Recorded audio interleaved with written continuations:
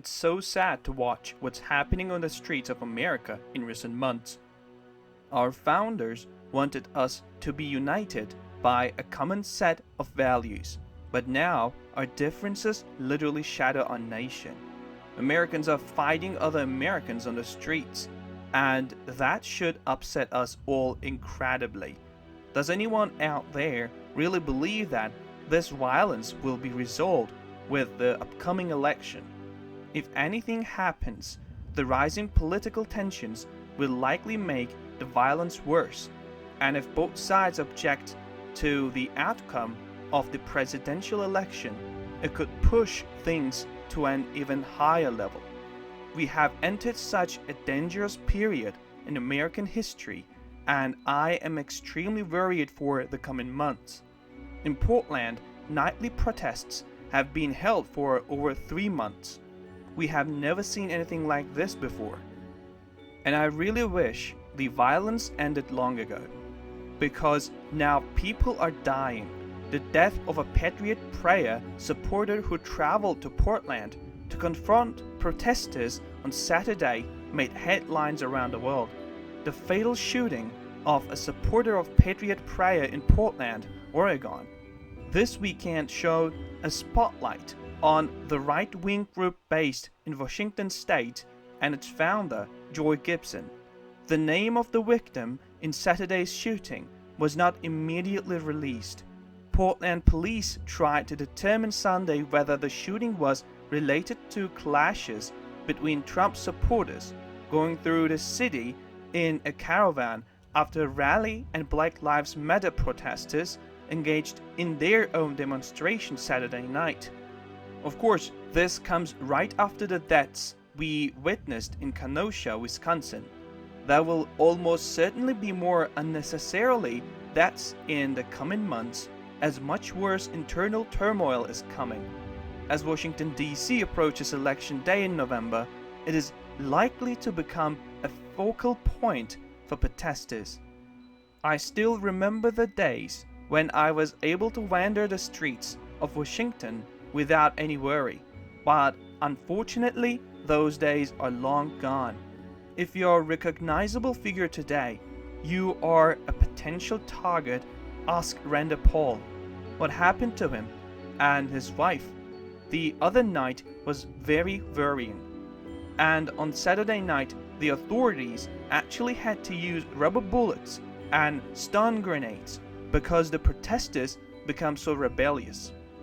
Chaos erupted outside the White House on Saturday following another night of Black Lives Matter protests that saw police clash with demonstrators, striking them with rubber bullets and detonating stun grenades as they moved to clear out crowds.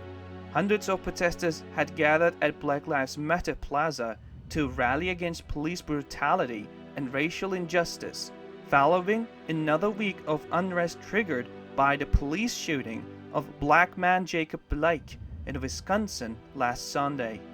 Members of the Metropolitan Police Department were out in force as demonstrators marched towards the White House chanting, "No cops, no KKK, no fascists."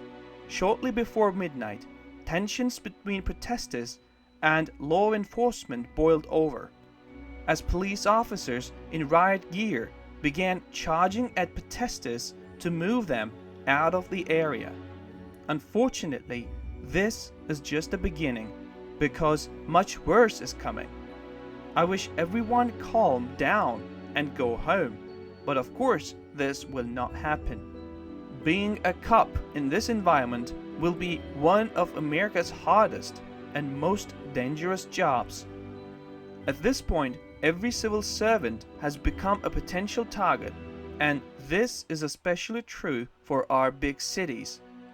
For example, two policemen were shot in an accident in Louis. 2 St. Louis police officers responding to a shooting call were shot themselves Saturday by a gunman who was arrested after he barricaded himself in a home in the Tower Grove South neighborhood, police said. And 2 more people were shot at a traffic stop in Chicago. 2 Chicago cops were shot, and the suspected gunman was wounded by police early Sunday after a traffic stop in the Homan Square neighborhood on the west side. The shooting happened at 2:33 a.m. in the 3300 block of West Polk Street after officers pulled over a vehicle that matched a description for an earlier call about a person driving around with a gun, according to Chicago police. Speaking outside the emergency room at Stroger Hospital, where both officers were being treated, David Brown said the officers spotted a gun in the vehicle during the stop. They broke the windows after the suspect, who appeared to have moved from the front seat to the back seat, refused to get out. When I go on the internet and see someone cheering when they get it, it hurts me a lot. Our desire should be to see healing, not more violence. I never thought there would be so much anger and hatred against the police in this country. A few days ago, rebels in Seattle tried to imprison officers in their burning areas using quick-drying cement. How bad do you have to be to do something like this? But no matter how bad things are, the worst is coming. It seems like a lot of Americans share my reviews because gun sales are definitely on the rise. Gun sales were up 72% compared to this time last year, with first-time buyers leading the pack. Americans are likely sensing that something is horribly wrong with the rigged system we are forced to live under. According to a report by the Washington Post, the National Sports Shooting Foundation says that first-time gun buyers played a heavy role in the increase. Nearly 5 million Americans purchased a firearm for the very first time in 2020. An SSF surveyed firearm retailers, which reported that 40% of sales were conducted to purchasers who had never previously owned a firearm.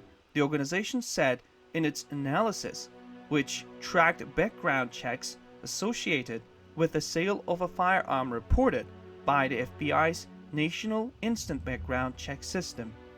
As our society continues to unravel, safety and security have become top priorities for many people. Earlier today, I published an article about the unprecedented mass migration from our major cities that we are now witnessing. A few months ago, the main reason why so many people moved suddenly was the pandemic, but now street violence has become the primary factor. As I recently explained in an interview with Greg Hunter, we are entering a time when things will get even more chaotic. I'm sure tomorrow we'll be bombarded with more headlines about violence happening elsewhere in the country, and each new incident will bring us closer to the point of no return. A divided house will definitely be more demolished, and America today is more divided than ever in my life. I wish there was an easy answer, but at this point, our nation has no single values that unite us anymore. I really wish we could all learn to love each other. When you learn to truly love others, that changes everything. But unfortunately, most of us have been trained to hate deeply what happens on the other side. There's no way this will end well, and I think many of you understand that.